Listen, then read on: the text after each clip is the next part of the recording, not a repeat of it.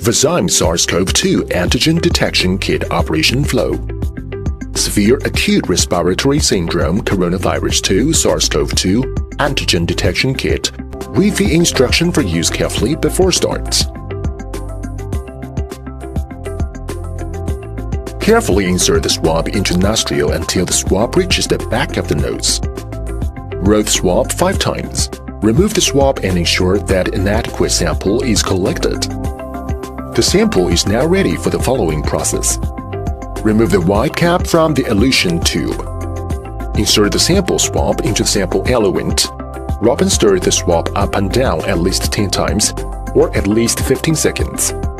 And finally squeeze the swab, leaving the eluent on the swab completely in the elution tube to make it elute and mix well. Get the tube capped and put it on the specimen holder. Unseal the cassette package and take the cassette. Place it gently on the table. Place the sampled elution tube upside down above the sample hole of the reagent card. Gently squeeze the elution tube. Drop 4 drops, about 80 microliters, into the sample hole of the reagent card and start timing. Visually read the result after 10 minutes. Note: the result is invalid after 15 minutes.